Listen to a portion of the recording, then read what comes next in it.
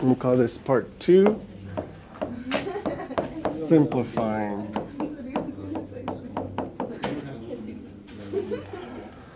Okay, guys, think of simplifying in simple words. You're squishing, right? Like squishing it down.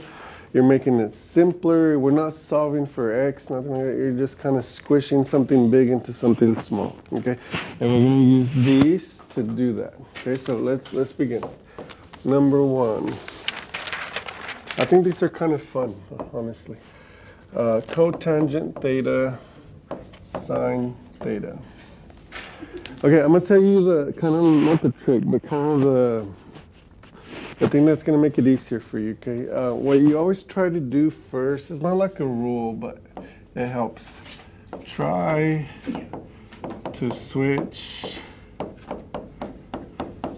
so use one of these identities, try to switch it to sine and cosine. Okay, it's not a rule, like you don't, that's usually what you end up doing, is you try to switch it to sine and cosine. Whatever you have there, you try to go to sine and cosine, sine and cosine, sine and cosine, because those are like the base ones, okay? So for example, here I already have a sine, so I don't need to switch sine, okay? If I were to switch one of these, like if I were to get cosecant theta, I'm muddying the water, like I'm making my problem more complicated. So I want to make it more simpler. So sine is good. We like sine, we like cosine. So we want to switch cotangent. Okay, that's the one that you shoot for. So cotangent, can we switch it for something over here that says sine and cosine? You see it? Yes, so right here, right? Cotangent, sine, cosine. So usually what students struggle with here at first is, oh, here's another cotangent. So they go for this one, and that muddies the water. Because again, here's my hint to you. You want to try to go to sine and cosine when you can. Okay, so that's why I picked this one instead of that one. Does that make sense? Okay, so let's do it. Okay, so I'm going to switch cotangent for cosine theta, sine theta. That's the same exact thing as cotangent. I just switched it. One of my identities. Okay. Now sine theta stays. Are we good? Does that make sense? That first part where I'm just switching the identity? Okay, so here's why. Okay. These are multiplying. Right? And so I have sine on top, sine on bottom. Sine divided by sine is 1. So all I have left is cosine theta. We simplified, right? We had 2 trig identities, now we just have 1. Okay, so that's called simplifying. Okay. Not bad, right, guys? Okay, let's try another one. Let's try sine theta secant theta. Okay, so let me see if you get what I'm throwing at you. Which one should we switch here? Secant. Okay, sine is good. We want sine. So this one stays. We switch this one. Okay. So can I switch secant over here into terms of sine or cosine or both? All right. So secant is 1 over cosine. So that's the one I picked. Does that make sense? Okay. So here we go. Sine theta. This one switches to 1 over cosine theta. Okay. Now here's what happens. This time they don't cancel because they're different, but you just multiply across. This is over 1.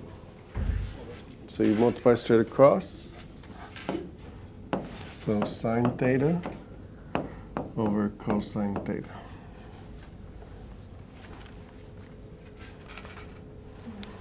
Okay. Now I switched to sine and cosine to make it easier, but I'm here at a dead end. There's nothing I can cancel. But can I switch this fraction for one thing up here? Do you see something that says sine over cosine? Tangent. So we can simplify further into tangent theta. Does that make sense? So my rule to switch to sine and cosine, that gets you going. But at the very end, sometimes we go back. If we can switch 2 for 1, that's simplifying. That make sense? Okay. I think you're ready to try one of these. So let's do number 3. Try this one.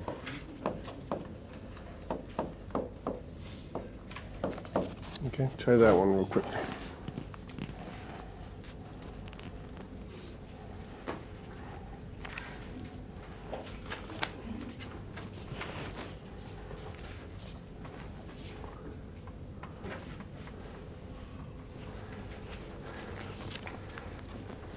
Remember, you want to try to switch them to sine and cosine. So you want to leave the cosine alone on this one and just switch secant.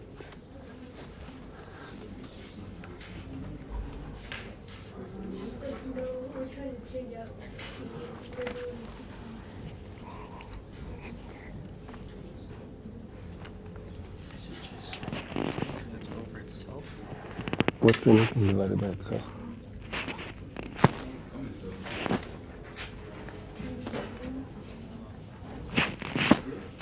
Okay, let's see how you guys did. So secant is 1 over cosine, and this is cosine. Right? What happens to the cosines? They cancel, they divide into a 1, right? So that just turns to a 1, and 1 divided by 1 is just 1. Simplify, right? Complex, easy, right? Simplify. Everybody feeling okay with these so far? Okay. All right, let's try one more of these before we switch over.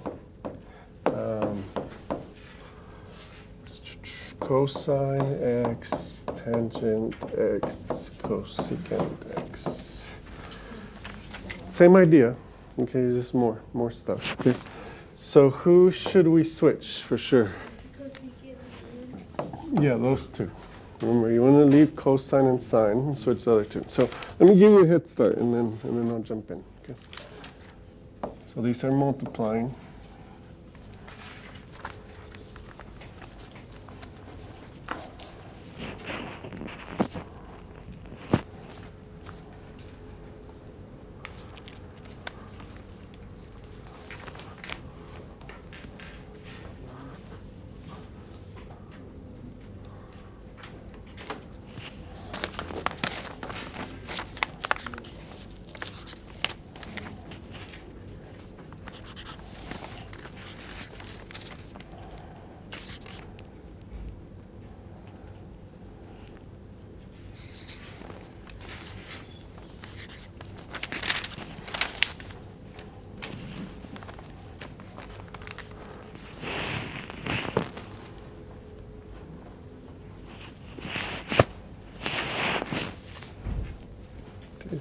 And start working quietly.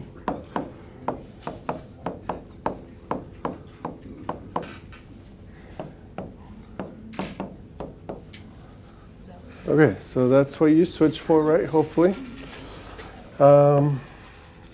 Cosine cancels with cosine. They divide by 1. Okay, and sine divides with sine, because if one's on top, one's on the bottom, and you're multiplying, they cancel. They're dividing by themselves. So what's my final answer on this one? 1. How many of you got it, by the way? 1. Awesome. Okay, and you're just practicing right now. Okay, let me switch. I'm going to separate these examples.